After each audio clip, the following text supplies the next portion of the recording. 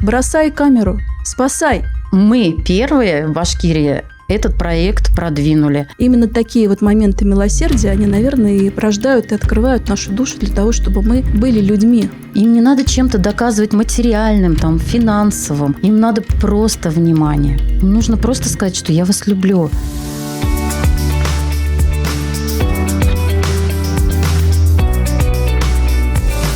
Здравствуйте. Интонация – это всегда про людей и их отношение к жизни.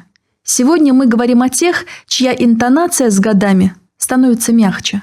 Предстоящий день пожилых людей – повод задуматься, чего не хватает старшему поколению и что мы можем сделать для них уже сейчас. Сразу предупреждаю, разговор будет непростой. Я пригласила на этот подкаст Ольгу Римаренко, руководителя уникального проекта, который помогает пожилым людям проживать этот этап жизни с достоинством и вниманием.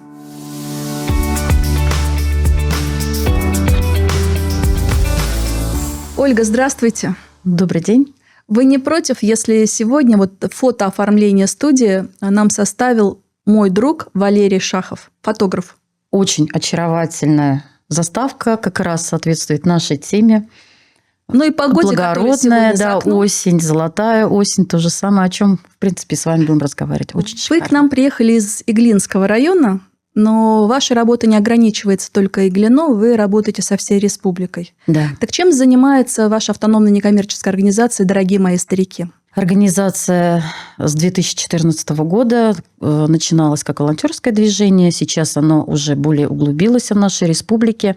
Да, мы помогаем всем, не отказываем никому, откуда бы он ни был. Сибае, со Стерлитамака, с Уфы, с любой точки нашей Башкирии. Занимаемся мы, помогаем пожилым людям в каких-то либо проблемах. Проблемы сейчас возникают разные. Это от покупки продуктов, лекарств до определения, до помощи определений в государственные учреждения для пожилых и престарелых людей. Есть статистика, скольким людям вы уже помогли? И получается, с 2014 года, да, уже? Да, с 2014 года. На данный момент сейчас у нас во всех учреждениях находится более 7,5 тысяч людей, которые нуждаются не только в поддержке государства, но также в поддержке волонтерских движений. И есть у нас домашние, естественно, бабушки и дедушки, которым мы помогаем ежемесячно продуктами, покупкой лекарств, дровами, наведением, ремонтом помогаем, также и консультируем по поводу каких-то либо социальных услуг, которые появились новые на рынке. Более 10 лет вы уже работаете. Как справляетесь с эмоциональной нагрузкой, которая, конечно, подспудно возникает в этой профессии? Бывает всякое. Бывает так, что надо держаться. Ты видишь пожилого человека, который в очень неблагоприятных условиях находится, понимаешь, что надо это экстренно все как-то исправлять, потому что не должно так быть. Любая старость достойна уважения. Потом приходишь домой, поплачешь, переживешь это все, и дальше с новыми силами дальше вступаем в бой за жизнь, за определение и за все остальное. Но я знаю, что вы еще и поете. Да. Вы ходите в хор. Да, я ходила в хор. Сейчас, конечно, немножко самостоятельно занимаюсь, набираю тоже деток для того, чтобы сохранять русскую культуру, культуру наших бабушек и дедушек. Кстати, начиналось все с них. В хор я пошла тоже для того, чтобы петь в интернатах, в домах престарелых, где находятся наши бабулечки. Эти песни им роднее. Народное направление, да? Да, угу. Да, фольклорное, народное русское направление. Русская душа чувствуется и у вас, такая красивая коса. Я предлагаю сегодня наш разговор построить на такой практической ноте для того, чтобы была польза от нашей встречи. Представим себе такую картину среднестатистическую. Семья, муж, жена, дети. И с ними рядом живет мать, пожилой человек, после 80. Она перенесла операцию по перелому шейки бедра и сейчас не ходит, лежит. Какой уход нужно осуществить этому человеку? Если семья благополучная, бывает так, что папа на себе всю семью содержит. Можно считать, что благополучная семья. Да, благополучная. То тогда у нас по системе долговременного ухода есть система СДУ. Маму можно оформить как по уходу за пожилым человеком. Эта программа введена была нашим президентом Владимиром Владимировичем Путиным. До нас она добралась 2 года назад. Активно она у нас продвигается в Башкирии. Деньги были выделены с федерального бюджета. Мы будем надеяться, что и наш бюджет когда-нибудь к этому подключится. Но на данный момент благополучно стартовала и продолжает работу эта программа. То есть дочь смотрит за матерью? Дочь может, смотреть за мамою и получать какую-то компенсацию, как зарплату, и также у нее это и будет идти в рабочий стаж. Усложним ситуацию. Начались осложнения, пошли пролежни, и дочь, не имея медицинского образования, сама справиться не может, а ситуацию надо уже исправлять срочно. Что делать, куда обращаться? И на сиделку при этом профессиональную, средств в семье нет. Что тогда делать? У нас есть при каждом ЦСОНе, это отдел социальных услуг, курсы для таких родственников, которые ухаживают за пожилыми родственниками именно с осложнением. Если ситуация совсем уже очень тяжелая... если совсем тяжелая. Если совсем тяжелая, то, соответственно, выезжают сами органы соцзащиты и по бальной системе определяют, что делать дальше с пожилым человеком. А что может быть? Это госпитализация, где соцопека у нас, соцслужба, будет помогать в определении пожилого человека в больницу, чтобы ему действительно это все залечили и нормального человека вернули домой. Но я так думаю, что до интерната не стоит, конечно, доводить, если родственники же не все такие прям давай, проблема началась, и мы сдадим, то есть своего пожилого родственника. Конечно, надо бороться, и надо самим пытаться. Да, как правило, люди... То есть курсы можно сходить, первую помощь оказать, в принципе, как уже давно у нас есть школы ухода, называются, при социальной службе каждого района. Это по городу. И в каждом районе Башкирии такие же курсы тоже проводят.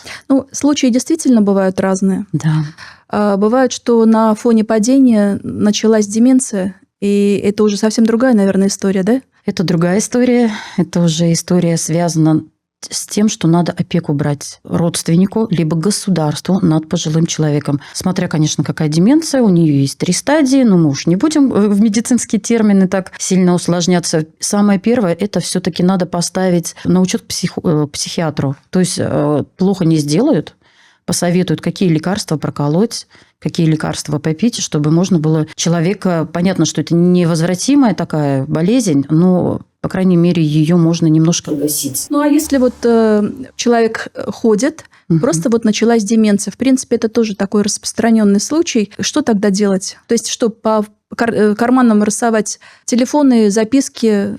Кто это, что это? Как вообще все это происходит? Да, если у человека есть то, что он теряется, то есть вышла бабушка погулять. У нас по Башкирии есть группы, которые помогают в поиске людей. Они вводят специальные браслеты для пожилых людей. Понятно, что пожилому человеку бывает, что мешается этот браслет, лишний, бабушка срывает, там дедушка. Также и программа есть островки безопасности. То есть в каждой пятерочке, в каждом Сбербанке отделении есть островок безопасности. Вы туда приводите человека, который дезориентирован, потерялся, оставляете там. Сами сотрудники организации той и другой, они вызывают полицию, и далее уже полиция, она разыскивает людей. Мы сегодня с вами рассматриваем разные варианты, да? А вообще когнитивное нарушение, есть даже такой термин, это нарушение мышления, памяти. Вообще есть какие-то, наверное, алгоритмы, как можно держать на контроле и не дать развиться подобному? Да, конечно. Как нам разговаривать, работать со своими пожилыми родителями, чтобы этого не случилось? У нас помощь родственникам, открыты дневные стационары по уходу за пожилыми людьми. У нас это где? Это у нас в Башкирии. В Уфе у нас есть от геронтологического центра Иминлек, находится на Богдана Хмельницкого. Также есть коммерческие сейчас учреждения, которые берут людей, как детский садик, красиво, мило, скажем, и занимаются пожилыми людьми.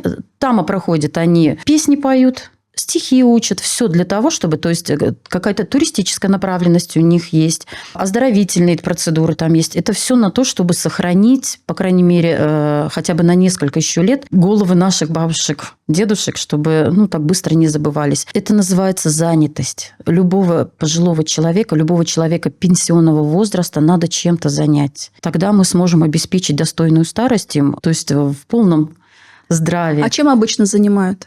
Обычно занимают это, получается, у нас экскурсионные занятия. То есть вывозит их Мгм. на наши достопримечательности башкирские. Ну и, естественно, это пение в первую очередь. Очень хотелось, конечно, еще похвалить республику. То, что на базах дворцов культур сейчас любого дворца культуры, не буду там кого-то называть, любого нашего города, поселка, села и так далее, специально проводятся хоровые либо занятия для ансамблей именно для пожилых людей. И что, всех принимают? Всех принимают бесплатно. И даже если я не умею петь? Даже если вы не умеете петь, Ага. обязательно всех примут, всех послушают. Да, может, вы солистом, конечно, солистом их и не сделают, но, по крайней мере, они их поставят в хор и будут заниматься с бабушкой. Очень хорошее занятие – это хоровое. Когда была пандемия, у нас даже были занятия с одним из руководителей народного хора русского. Мы его красиво так назвали «Хоровое пение против ковида», потому что бабушки дышат всей грудью. И, то есть, практически никто не заболел. Вот кто у нас ходил на эти занятия, все очень легко перенесли вот этот вот тяжелый период. Сейчас также мы это занятие называем хоровое пение против деменции, потому что заучивание песен и воспроизведение дыхательной системы, они все очень благополучно действуют на оздоровительную Поскольку систему. вы сами поете, вы, конечно, прониклись этой темой. Ну и активное долголетие – это такой перспективный проект в нашей стране, который тоже помогает, да? Да. Ну, очень радует, что мы первые в Башкирии этот проект продвинули. Так как я очень общаюсь много с волонтерами других городов, они нам прям все обзавидовались, говорят, у нас такого нету, у вас прям молодцы. Система активного долголетия башкирского, она у вас прям вот на самом высшем уровне. Очень много организаций пишут прям гранты на президента нашей страны, на главу нашей республики, и очень много одобряется, где пожилые люди действительно занимают первое место, выезжают, в другие города даже выезжают с экскурсией, очень много занимаются, то же самое рукоделием, пением. Это просто очень так гордость берет за свою республику.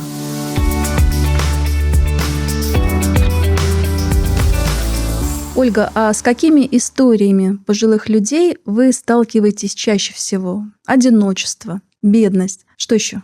Бывает всякое, да, то, что родственники отказались, то есть не стали нужны своим родным, близким. В основном это одиночество. Это люди послевоенные, те, кто не получилось своих детей, а ближайшие родственники воспользовались тем, что забрали квартиру там, и определяют их либо в интернаты, хорошо, если определяют сами, то бывает просто их бросают.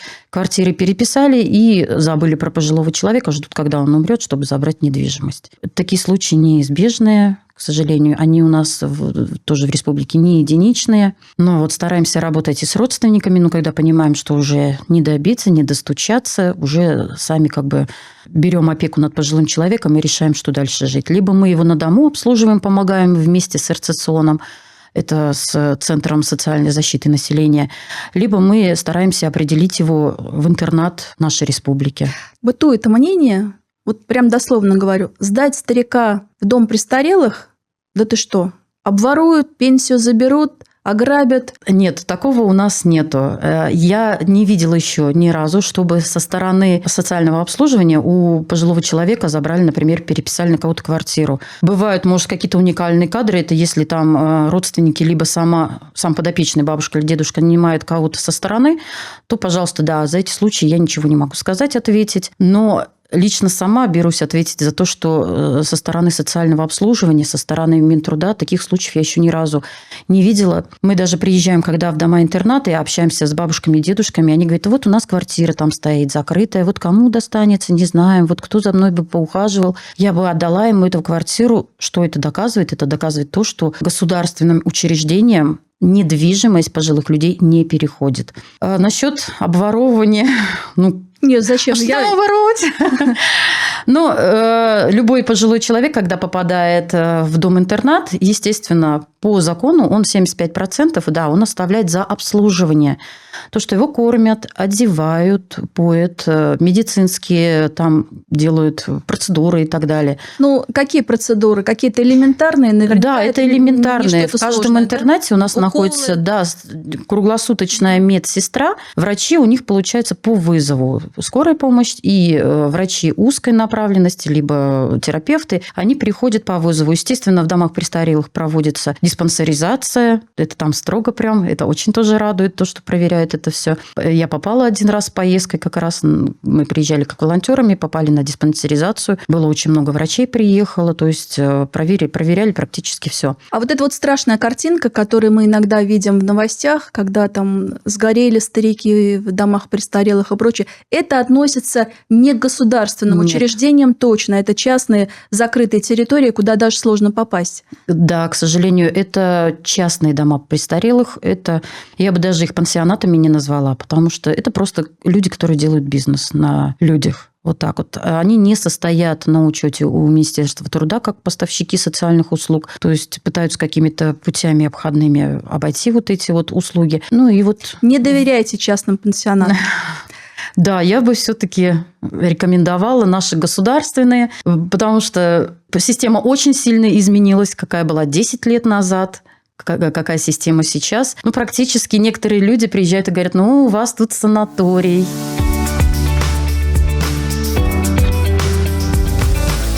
Я вновь хочу вас переключить непосредственно на вашу практику. Есть ли у вас в истории человек или случай, который не выходит из головы, и всегда вы помните об этом случае? Случай, да. Почему все-таки я решила зарегистрировать и далее продвигать наш благотворительный фонд?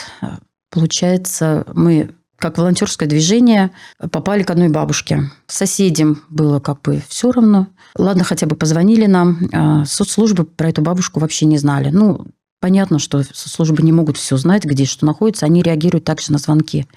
Сын запил сильно, очень сильно запил. И, получается, попал под влияние бомжей, алкашей, которые в этом районе были. И он начал их всех домой водить, чтобы вот... выпить лишний раз. Естественно, над бабушкой начали издеваться. Маме было 74 года. В легкой одежде они ее в мороз выгоняли. Она 2 раза в больницу попадала. Перелом у нее был ключица. Плюс бабушка очень сильно деменционная. Она зависимая была от своего сына. То есть она не могла жить без него. Он должен был всегда на глазах. Он единственный ребенок в семье был. Папы у них не было. Вы смогли ей помочь? Вот. Да, мы смогли ей помочь. Мы ее определили в интернат. Очень тяжелое, конечно, состояние было, когда мы медкомиссию проходили. Ну, мы просто думали, врачи говорят, ну, месяц-два проживет и все. Она говорит, вся перемороженная у вас бабушка. Ну, просто вот, как она говорит, до сих пор вот живая. Она вот на улице могла уснуть, просто на асфальте спать. И в итоге она у нас 3,5 года прожила в интернате. Очень довольна была. Она у нас красиво поправилась, так хорошенькая была. Сын, конечно, к ней приезжал, но старались ограничивать все-таки сотрудники с ним свидания. Почему? Потому что у нее потом давление поднималось, естественно, это боком выходило. Вы сейчас рассказываете эту страшную историю, и я понимаю, насколько важно внимание общества, людей, которые окружают наших пожилых людей. Это и соседи, это и просто прохожие на улице, и продавцы в магазинчиках. Они же знают всех своих стариков, кто к ним ходит. Да, следить, наблюдать, как меняется этот человек, и если надо, помочь ему. Ну, вот это вот важно. Это в первую очередь. Общество сейчас играет роль огромную. Любой резонанс, вот этот вот народный, да, он может город свернуть. Из-за этого я прям людей очень сильно призываю. Ну, не пройдите вы мимо человека. Вот потерялся, да, пожилой человек стоит, вы видите, что он дезориентирован. Просто подойдите. Это 2 минуты. Вы потерялись, вы не знаете, где это сделать. Сейчас очень много служб, которые работают. Меня, наверное, половину в отделениях полиции знают, потому что обращаются, говорят, помогите нам, вот тяжелая ситуация такая-то есть, находим выходы, устраиваем.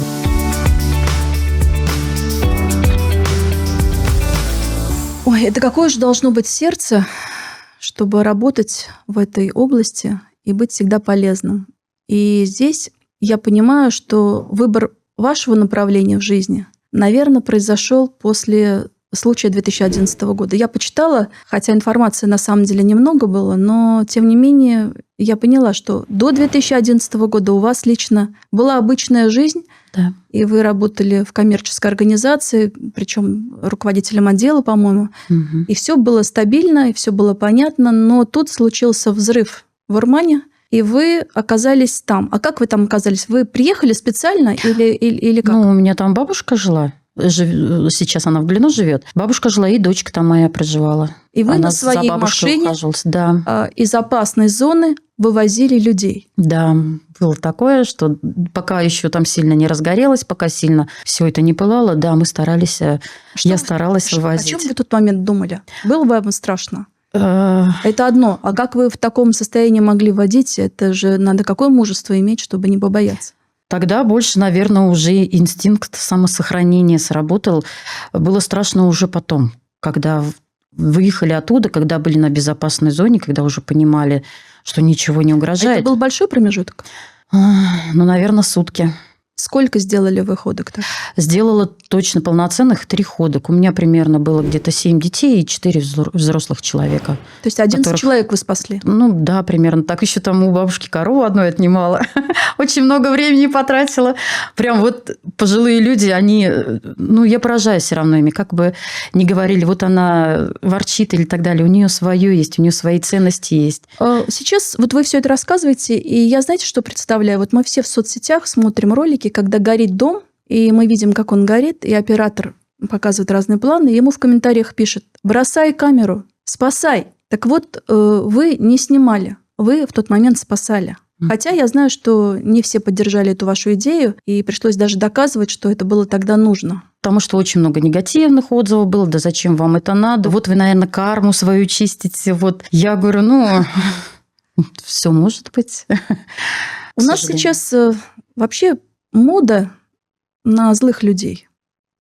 Если ты спасаешь проект и делаешь все возможное и невозможное, то ты не проработал свою жертвенность. А в то же время работают люди, которые работают в хосписах, которые работают в детских домах, или, как вы, помогают пожилым людям. Может, конечно, это резкое сравнение, но мне почему-то кажется, что люди с проработанными личными границами, они после своей основной работы не пойдут в подвал шить трусы для раненых бойцов СВО. И этот вопрос, он очень тонкий и очень глубокий, но именно такие вот моменты милосердия, они, наверное, и порождают и открывают нашу душу для того, чтобы мы были людьми и обращались с людьми хорошо, по-человечески в любом возрасте. У вас потрясающая сложная работа, но я вижу, что вы ее очень сильно любите, и вы живете этим. Я полюбила это дело с первого прям дня, когда я попала первый раз это в интернат в дом престарелых поселок Шарипово Кушнаренковского района. Пообщалась я с ними, я поняла, насколько действительно им не нужны дорогостоящие подарки. Им надо просто внимание. Они говорили: доченька, вот приедь просто со мной поговори. Им надо, чтобы их выслушали. Потому что очень тяжелая жизнь была. Некогда было их выслушивать, некогда было их поддерживать, когда они поднимали нашу страну после кризиса вот этого перестроечного, после войны. Они все попали туда. Всем тяжело.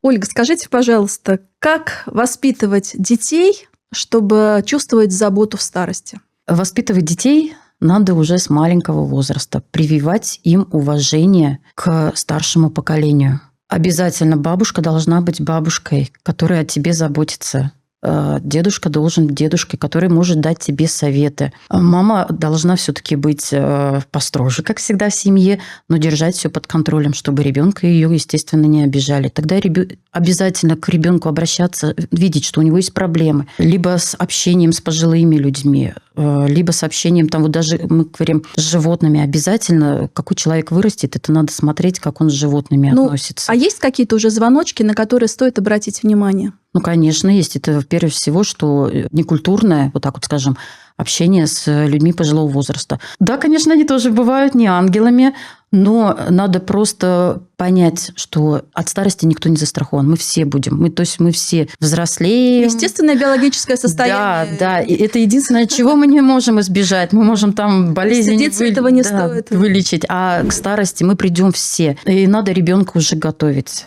Что да, мы будем сварливые. Да, нам что-то будет не нравиться. Да, мы будем, бабушки, дедушки будут учить вас, как они жили, хотя времена поменялись. Ну, что тогда делать? Где-то промолчать, да? Не все комментировать, что не нравится. Лучше, конечно, это все послушать, да. Промолчать, но потом все равно это все пригодится. Не просто так же говорят, традиции веками же собирались. Мы же все равно живем, у нас есть свои традиции, у нас есть свои праздники, которые испокон веков. Это же все бабушкино, значит, не все просто бабушка там просто так будет говорить. Прислушаться надо. Она прожила жизнь, она это все видела, она это все пережила. Она никогда не посоветует что-то плохого. Она всегда за своих внуков, как бы они были любимы, либо нелюбимы. Ну, внуки, как правило, всегда любимые. Она всегда будет за них. Потому что, говорит, у бабушки, говорит, самые любимые – это не дети, это самые любимые – это ее внуки.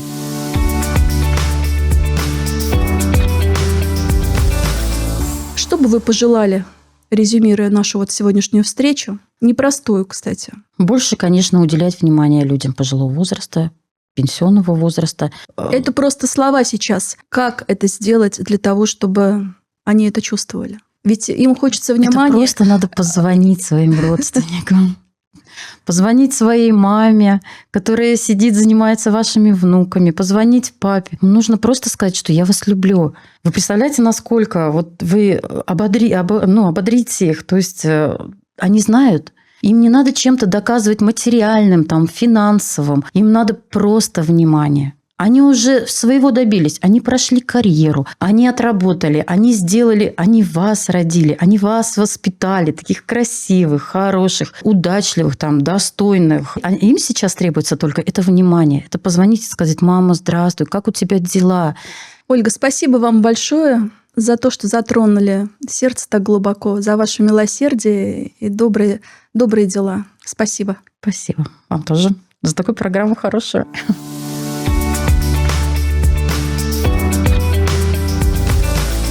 Сегодняшний непростой разговор – напоминание о простых истинах. Порой достаточно улыбки, прогулки или слов благодарности, чтобы человек почувствовал себя нужным. Не откладывайте звонок, встречу или общение непременно с доброй интонацией. Иногда именно они становятся самым ценным подарком. Давайте не забывать об этом.